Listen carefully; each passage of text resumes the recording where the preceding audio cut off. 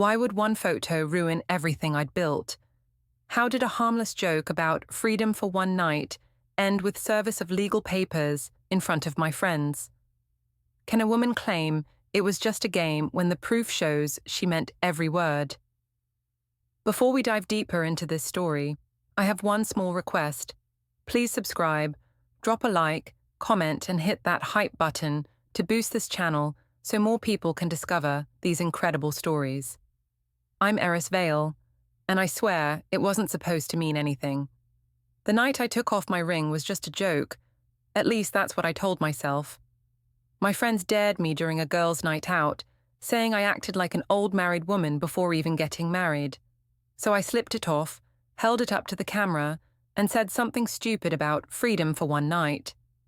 People laughed, the music was loud, and the flash went off before I could think twice. By morning, the photos were everywhere. Everyone had an opinion about my dress, my smile, and mostly about the empty space on my finger. Noah saw them before I even woke up. He didn't yell. He didn't ask for explanations. He just looked at me like a stranger and said he'd handle it properly. That word still echoes in my head. Properly. It sounded calm, but it felt like a threat. I told myself he was being dramatic, that people overreact online all the time. But the quiet that followed wasn't outrage. It was preparation.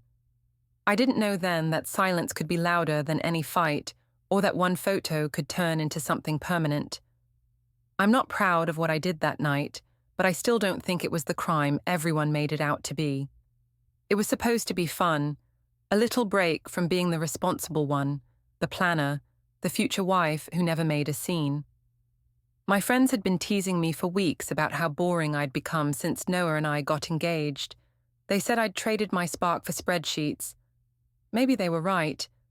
So when we planned a girls' night, I promised myself I'd loosen up. One night wouldn't change anything. We started at this rooftop bar downtown, one of those trendy spots with neon lights, overpriced cocktails, and a view that made everyone feel richer than they were. The air smelled like perfume and rain. Music pulsed through the floor. I wore a red dress I hadn't touched in years, tight enough to make me feel noticed. My friend Jessa squealed when she saw me and said I looked dangerous. I laughed and said I'd forgotten how that felt. By the second drink, the joke started. About marriage, rings, husbands who text every hour. When the topic landed on me, I rolled my eyes and said Noah wasn't controlling. He just worried too much. Jessa clinked her glass against mine and said, "Then prove it. Take the ring off for one night. Show us you still have your own life." It was stupid, childish, but the others joined in, chanting, "Do it! Do it!" Someone turned their phone camera toward me. I tried to play it cool, swirling my drink while the music climbed. "Fine," I said, laughing. "One night of freedom." I slipped off the ring, held it up between my fingers like a trophy, and posed. Flash. Laughter. The world froze in that bright second, my hand bare, my grin too wide. Rafa, the photographer who sometimes worked my events, appeared out of nowhere with his usual smirk. He said something about how independent women make the best photos. The others cheered.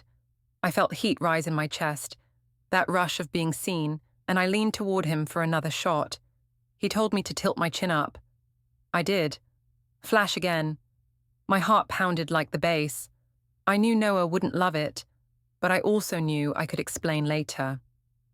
When the music softened, Rafa bought a round for everyone. He leaned close to me, his breath warm, and said the photo would go viral. I laughed too loud and said, "Good, maybe people will remember I exist." He grinned and said, "Trust me, they will." Around midnight, I checked my phone. 6 new notifications. Jessa had already posted the photo. The caption read, "Ring free and radiant." The comments started rolling in before I could think to stop her. Some joked that I looked single again. Others just sent fire emojis. I typed LOL and put the phone away. I told myself I'd delete it later. When I got home, the apartment was dark. Noah's shoes were by the door. His side of the couch was empty but neat. I kicked off my heels, still humming the last song from the bar. My phone buzzed again. Another tag. Someone had shared a clip of me and Rafal laughing. I watched it twice, then set the phone face down. Noah came out of the bedroom, already in a t-shirt, hair messy from sleep. He looked at me for a moment. "You're late," he said. I told him it was just a girls' night. He nodded, eyes on the counter. "You had fun?" I said. "Yeah." We danced. It was harmless. He didn't answer. He just rinsed a mug, set it upside down on the counter, and went back to bed. His quiet made me defensive. I followed him, still smiling, and told him he could try smiling too. He said he was tired. I joked that maybe I should go out more if it made me this happy. He said nothing. When I woke up the next morning, he was gone. The bed on his side was perfectly smooth. In the kitchen, his mug sat beside mine. I poured coffee and scrolled through my notifications. Over 300 likes, dozens of comments. The photo looked good, too good. My bare hand caught the morning light. I almost admired it before the panic hit. I turned my phone over again, face down on the counter. Jessa called an hour later, laughing. "You're kind of trending," she said. "Rafa's post got picked up by a local blog." "What?" "Yeah, girl. They called you the runaway fiancé. You're practically famous." I told her to delete it. She said it was too late. Everyone had screenshotted it. I wanted to believe she was exaggerating, but when I opened the app, the notifications were endless. Someone had even tagged Noah's firm in a comment thread. I messaged Rafa, "Take the photo down." He replied with a shrug emoji. "It's already everywhere." The rest of the day dragged. At work, people kept whispering. My assistant asked if Noah was okay with the post. I said it was a joke, that people online didn't understand humor anymore. When I got home, the apartment felt heavier. Noah was at his desk in the guest room, papers spread out in clean rows. I leaned on the doorway and said, "You're quiet again." He said he had things to finish. I told him everyone was overreacting. He said, "Everyone?" "Yes," I said. "It's just a ring. People act like I cheated." He looked at me for a long second. "Did you?" My chest tightened. "Of course not. You know me." He nodded once and went back to his papers. The printer hummed behind him, spitting out a blank page. The smell of toner filled the air. I asked what he was printing. He said, "Nothing yet." That night, I couldn't sleep. Every time I closed my eyes, I saw that flash, that grin, that stupid moment I thought was harmless. I reached for my phone at 2 a.m. and saw Noah's name under a message preview, something like meeting confirmed, 9:45 a.m. I didn't recognize the number. Probably work, I told myself. Still, I couldn't shake the feeling that it wasn't. When I finally drifted off, it was almost dawn. The city lights leaked through the blinds, slicing the room in half. My ring sat on the dresser, catching the glow. I thought about putting it back on, but didn't. I told myself I'd do it in the morning, after he cooled off. The next day, Noah didn't come home for lunch like he usually did. When I texted to ask if we were okay, he replied, "We'll talk later." I sent a heart emoji he didn't answer. That evening, I tried to fix dinner. Something simple to break the ice. He arrived right when the timer beeped. He smelled like rain and printer ink. He set down his bag, washed his hands, and asked if I'd eaten. I said we could eat together. He said, "Sure," and sat across from me. We ate in silence. I told him I'd deleted the post. He said he'd seen it was still being shared. I said that wasn't my fault. He said, "It's strange how that line keeps moving for you." "What line?" "The one between harmless and humiliating." I rolled my eyes. "You're being dramatic. It's just a photo." He put down his fork. "To you, maybe. To everyone else, it looks like something else." I wanted to argue, but the calm in his face made me hesitate. He wasn't angry anymore, and somehow that was worse. I said, "You're not even going to fight with me?" He said, "No, I'll handle it properly." That word again, properly. It landed soft but sharp. I wanted to ask what he meant, but he stood, rinsed his plate, and went to the guest room. The click of the door echoed longer than it should have. I sat there staring at the empty table, the untouched second plate, the faint reflection of my bare hand on the glass. I picked up the ring from the counter, turned it over, and slid it halfway onto my finger. It stopped at the knuckle. For some reason, I didn't push it all the way down. Outside, thunder rolled across the city. I went to the window and watched the lights blur in the rain. My phone buzzed again. Another tag, another comment, another reminder of the joke I swore was harmless. I pressed my forehead to the glass and whispered that it would all blow over. But deep down, I knew it wouldn't. The morning after our silent dinner, I tried pretending things were normal. I woke up early, made coffee, and even laid out Noah's favorite shirt, like I used to before big client meetings. He didn't touch it. He just nodded when I said good morning and walked out with a calmness that made my skin itch. I told myself it was fine, that he just needed space. I spent half the morning scrolling through social media, trying to convince myself the comments were dying down. They weren't. The post had spread to gossip pages that called me the bride who blinked. Someone even tagged a jewelry brand asking if they could sponsor my freedom. I laughed out loud, but the sound felt wrong. By noon, my mother called. She always sounded like she was smiling, even when she wasn't. "Sweetheart, you're everywhere," she said. "Don't let them shame you for being fun. Some men just can't handle a confident woman." I asked if she'd spoken to Noah. She said, "Not yet, but he'll come around. Men sulk. It's in their nature." I didn't tell her that his silence didn't feel like sulking. It felt deliberate. I changed the subject, asked about her garden, pretended the world wasn't watching me fall apart in high definition. That afternoon, my boss called me into her office. She tried to sound casual, but the tone gave her away. She said the firm's reputation mattered, and that maybe I should refrain from posting personal content while engaged in client-facing projects. I said it was just a misunderstanding. She said it didn't matter what it was if clients thought it was scandalous. I smiled through the conversation, promised to be more careful, and left her office shaking. When I got home that evening, Noah was sitting at the table with his laptop open. The room smelled like coffee and rain again. I asked how his day was. He said fine. Then he asked if I'd talked to anyone about the post. "Why?" I asked. "Because I'd like to know who still thinks it was harmless." His tone wasn't sharp, but every word hit like a pebble in glass. I said my mother agreed it was nothing. He didn't look up. Of course she did. That annoyed me. What's that supposed to mean? It means you always find someone to tell you what you want to hear.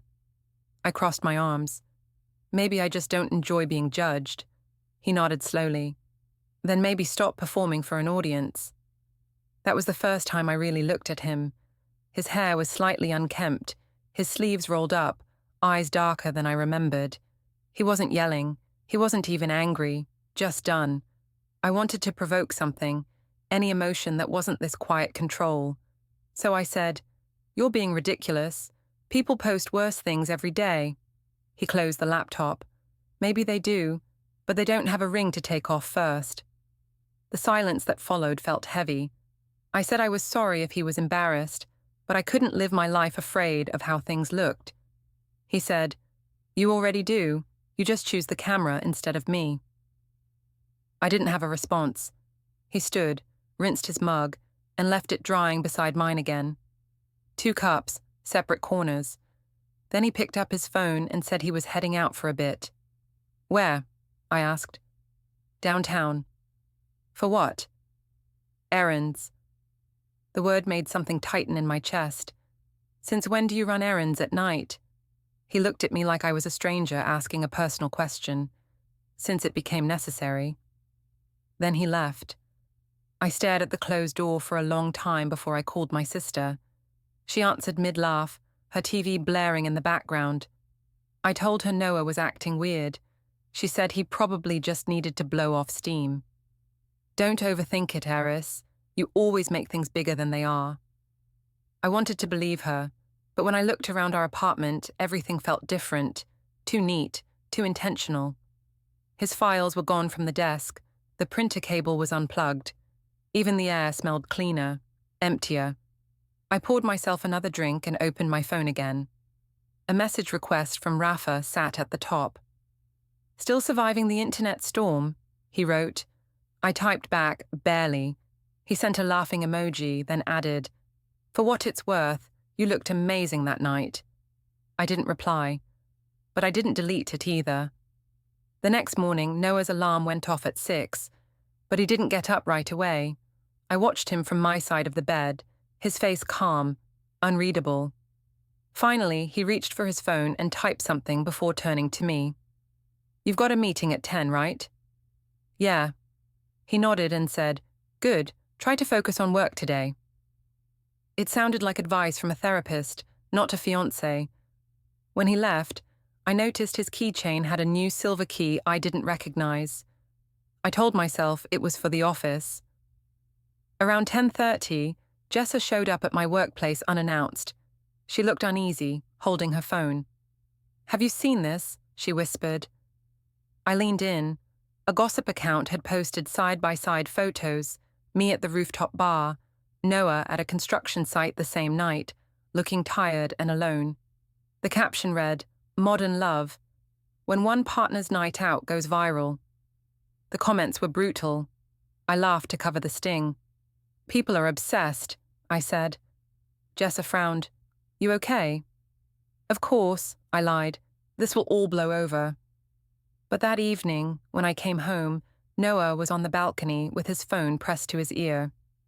He ended the call the moment he saw me. I asked who it was.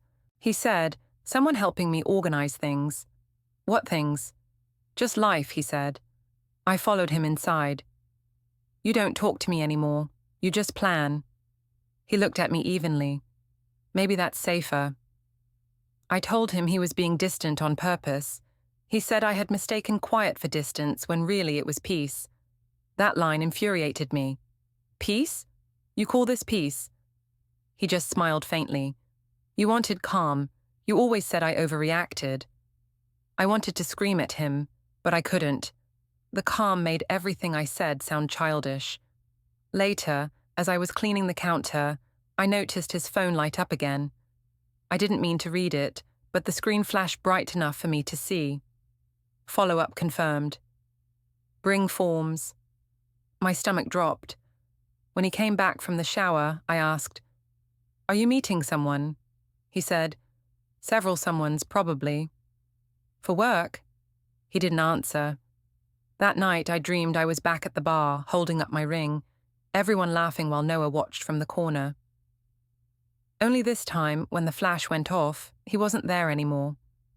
The next morning, he was gone again, leaving behind his clean mug, the faint smell of toner, and a sticky note on the fridge that said simply, "Dinner's in the fridge. Don't wait up." I stood there, holding the note, trying to decide if it was kindness or warning. Then I noticed the fridge calendar. A new reminder had appeared in his handwriting. Downtown 9:45, the same time as before. Same vague direction, same distance.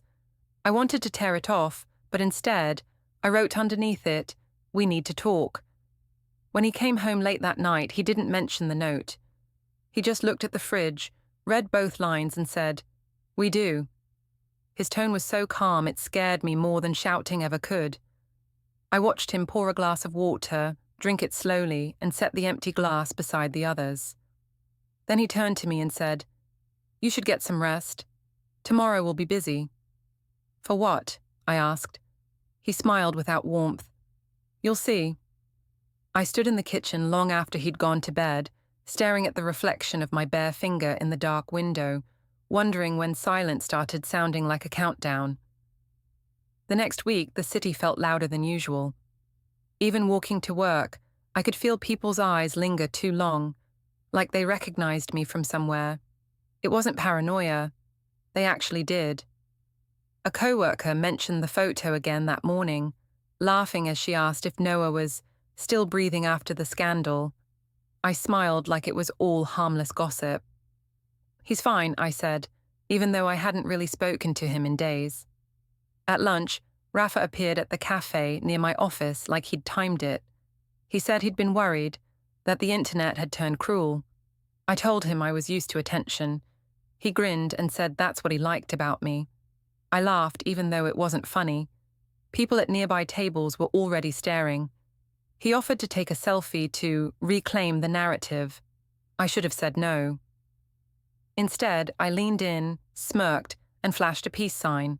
The camera clicked. He posted it before I even finished my coffee. By the time I returned to the office, messages were waiting.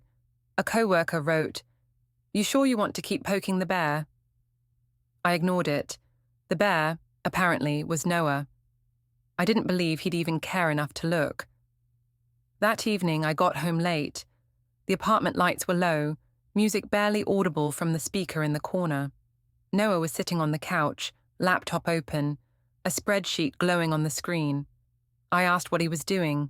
He said, sorting things. What things? Information. I laughed nervously. You sound like an accountant. I am one, remember, he said quietly, typing something else. I tried peeking at the screen, but he closed it before I could see. I asked if we could talk about us, about the tension. He said, "There's nothing to talk about. I'm learning to listen." To what? To what you've already said. I didn't like how that sounded. You're being cryptic again. He shrugged. You prefer mystery when you're the one creating it. I opened my mouth to argue, but he stood and walked into the guest room, shutting the door gently. That calm, polite sound made me want to throw something. The next day at work, everyone was whispering. I caught fragments of conversation, her fiancé, the photo, the guy with the camera. When I entered the break room, the chatter stopped. I poured coffee, pretending not to notice, but my hands trembled enough that I spilled a little. Someone laughed quietly. Jessa texted mid-afternoon. Don't freak out, but the new photos everywhere. I opened the app. There it was, me and Rafa at lunch, the caption reading, "Ringless again. Confidence or cruelty?" The comments were worse than before. I scrolled faster until I saw one that said, "Her fiancé's brother follows this page. Yikes." I wanted to delete my account. Instead, I posted a long caption about misunderstanding, about how people twist stories. It sounded rehearsed even to me. When I got home, Noah was sitting at the table again. 2 cups of tea, one untouched. He looked up briefly. Tough day? Why? Did you see it? He didn't answer directly. I see a lot now. I told him people were just jealous, that they loved building drama. He nodded like he agreed, but his face didn't change. Yes, he said, drama does make good content. Stop saying it like that, I snapped. You're acting like you're above everything. He looked at me calmly. I'm not above it. I'm just out of it. Something in that line chilled me. I said, You're not leaving me over this. He said, Who mentioned leaving? And smiled faintly. Later that night, I went to brush my teeth and noticed his toothbrush was gone. The drawer where he kept his things looked cleaner. I told myself he'd moved them somewhere else, but the space felt deliberate. The next morning, my sister Jamie called. Are you okay? She asked. I'm fine. Why wouldn't I be? Well, Noah just unfollowed you, and Mom says he hasn't returned her call. I rolled my eyes even though no one could see. He's just being dramatic. Eris, she said softly. Maybe he's serious this time. I hung up before she could continue. That afternoon, my boss asked to see me again. She said clients had expressed concern about my public image. I told her I wasn't some celebrity under contract. She said professionalism didn't care about fame. I wanted to argue, but instead I apologized and promised to fix it. After work, I went straight to Rafa's studio. I told him he had to delete every photo he'd ever taken of me. He said they were his art. I said they were my life. He smiled and said, Same thing. When I left, I saw Noah's car parked across the street. He wasn't inside, but the sight of it made my stomach twist. At home, the air felt colder. I noticed a faint scent of toner again, a hum from the printer in the corner. I pulled out the fresh page, blank, like before. Underneath it, another one, half hidden, a list of dates and file names. I read the first line, club photo posted 23:48. My name beside it. My hand started shaking. I heard the door open behind me. "You're home early," I said. He set down his keys. "You're going through my desk." I was cleaning. He stepped closer, his voice calm. "You're lying again." "I just wanted to know what you're doing." He took the papers from my hand, folded them neatly, and said, "Documenting." "For what?" He didn't answer. That night, I couldn't eat. I called my mother again. She said he was probably just proving a point, that men like to feel in control. "Let him cool off and then remind him who you are," she said. "He'll remember what he has." I tried to believe her, but something in Noah's stillness felt final. On Thursday, we had a company event, a small networking mixer at a downtown hotel. I went because staying home felt unbearable. Everyone smiled too brightly, pretending not to know. Near the end of the night, Rafa showed up again, uninvited, holding a drink like he belonged there. "You look incredible," he said. "Don't let them dull you." I laughed to keep things light, but when someone from HR lifted their phone for a group photo, Rafa leaned in close. I froze, then smiled because that's what I always did. The flash went off. I didn't see Noah until a few minutes later. He was standing at the far end of the room, wearing that same unreadable expression. My chest tightened. He wasn't supposed to be there. I walked toward him, trying to smile. "You came," I said. He nodded once. "Of course." I asked if we could talk outside. He said, "No need. I've heard enough." People around us started whispering. My heart pounded. "This isn't what it looks like." He said, "You keep saying that, but I think you've forgotten what anything looks like." Then he turned and walked out. I followed him into the hallway, calling his name, but the elevator doors had already closed. Back inside, the crowd buzzed with new energy, half sympathy, half curiosity. Someone touched my arm, asking if I was okay. I said yes, but the word came out cracked. Rafa tried to hand me another drink. I pushed it away. When I got home that night, the apartment lights were all on, but Noah wasn't there. His things were arranged too neatly. His files, his keys, his mug. Even his shoes by the door looked staged. I checked my phone. One unread message from him. "We'll talk soon. Publicly." I sank onto the couch, the world spinning slower now, heavier. For the first time, I understood he wasn't bluffing. He wasn't angry. He was preparing. Outside, thunder rolled over the skyline again, and I realized I'd stopped wearing the ring altogether. It sat in a glass dish on the table, glinting under the light, a small, perfect circle I no longer knew how to fill. The next morning, I woke up to the smell of rain and the sight of Noah's closet doors open wide. Half his clothes were gone. Not all, just enough to look deliberate. I stood there staring at the empty space like it might fill itself back in if I waited long enough.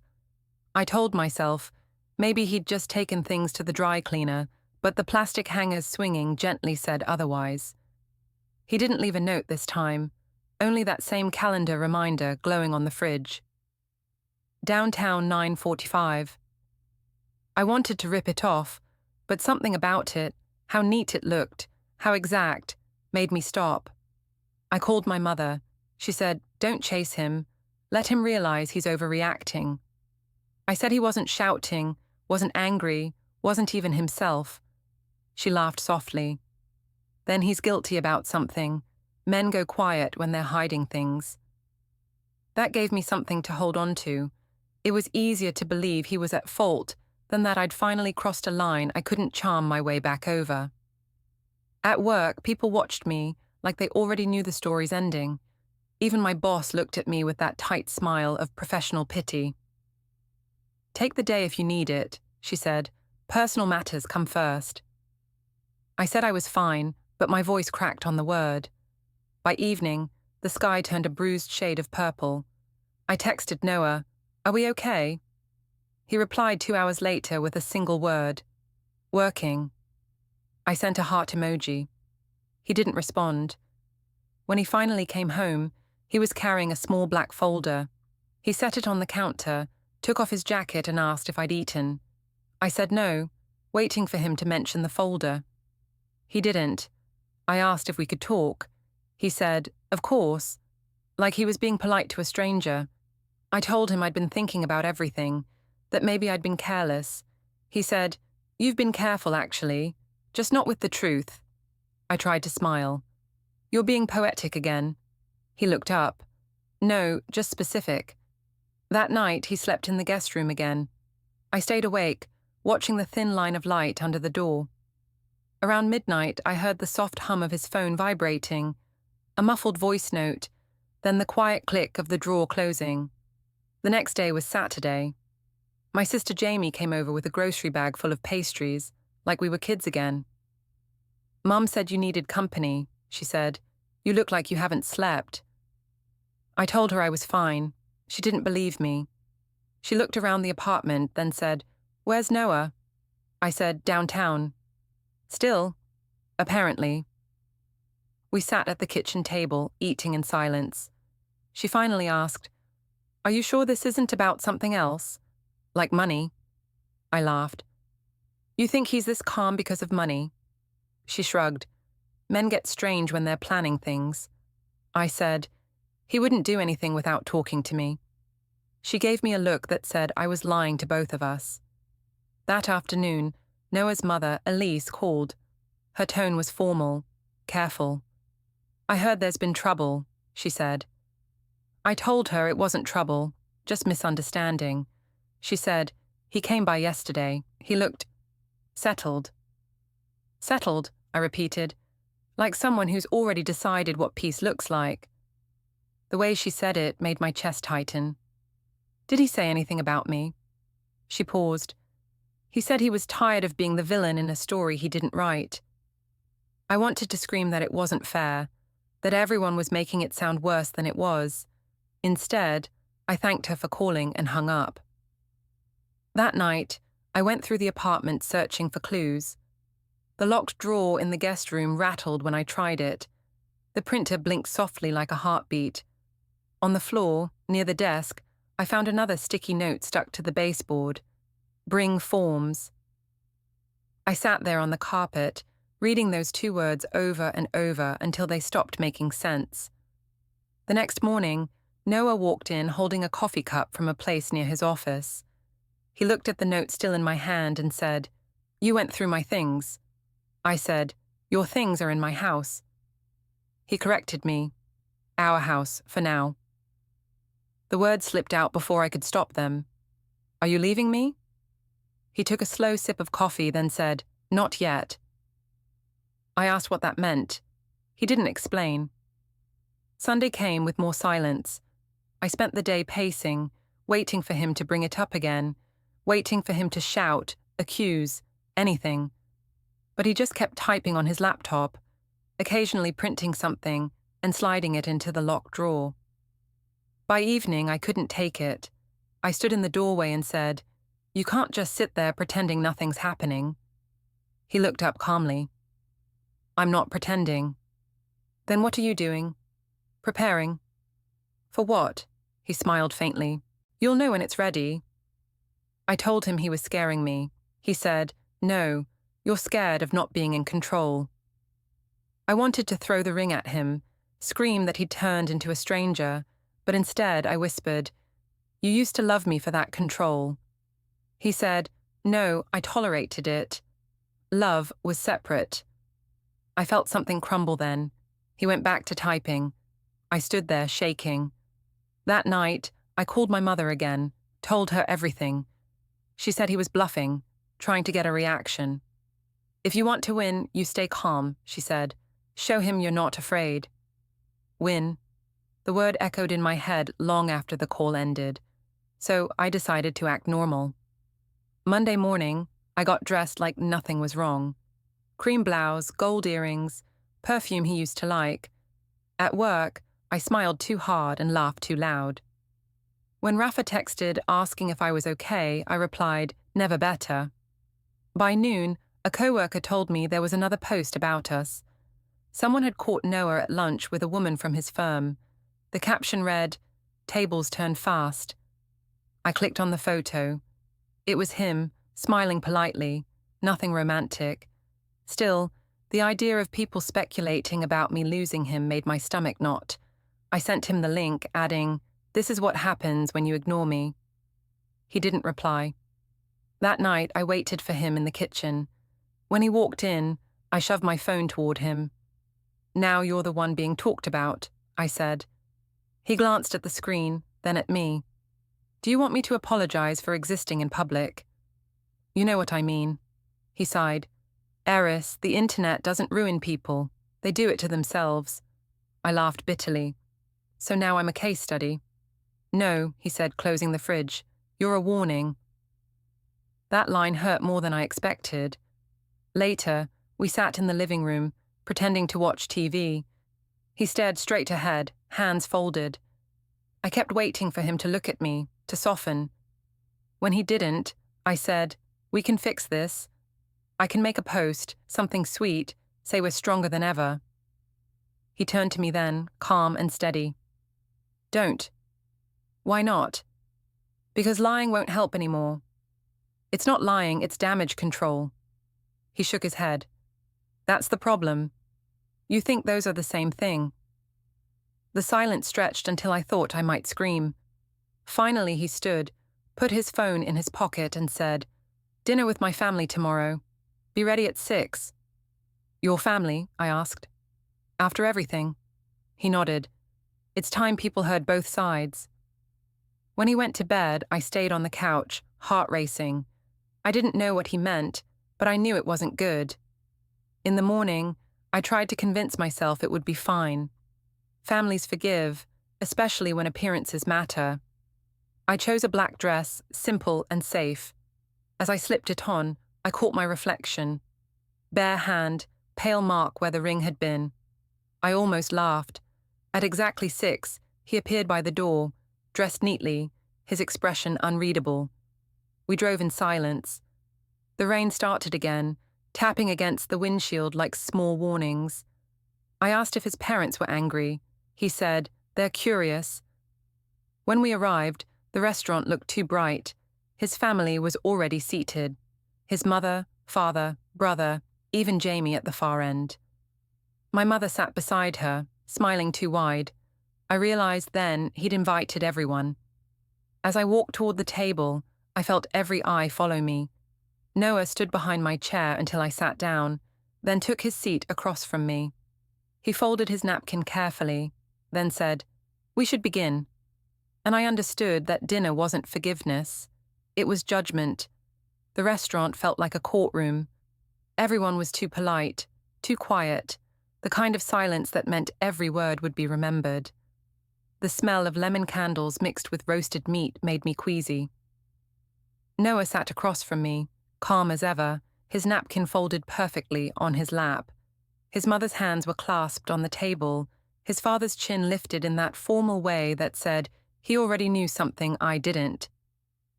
My mother broke the silence first, her voice forced and bright. "It's lovely to see everyone. We don't get together enough." No one responded. The only sound was the clink of silverware as a waiter poured water. Noah finally looked up. "Thank you all for coming," he said, like he was hosting a seminar, not a family dinner. I thought it was time for everyone to hear things clearly. I tried to smile. "Hear what?" He glanced at me, that same unreadable calm. "The truth, before it travels any further." My stomach flipped. "You're making this sound dramatic," he said. "You've always preferred an audience. I just provided one." My sister Jamie shot me a nervous look. My mother reached for her wine like she wanted something to hold. Noah leaned back, his voice low but even. I know everyone's seen the posts, the photos, the clips, the jokes. I didn't want speculation to decide our story. His father nodded slightly, as if approving a presentation. I forced a laugh. Speculation? It's gossip, Noah. People talk. That's what they do. He didn't look away. Yes, but gossip turns into evidence when you collect enough of it. The word evidence made my pulse quicken. What's that supposed to mean? It means I'm tired of hearing you call your choices harmless, he said softly, so I made sure I could prove what they were. I looked around the table, waiting for someone, anyone, to tell him he was being cruel. But no one spoke.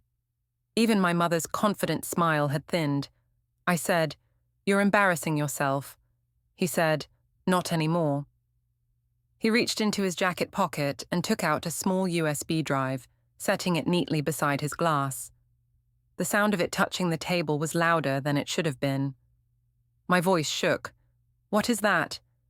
"Just records," he said.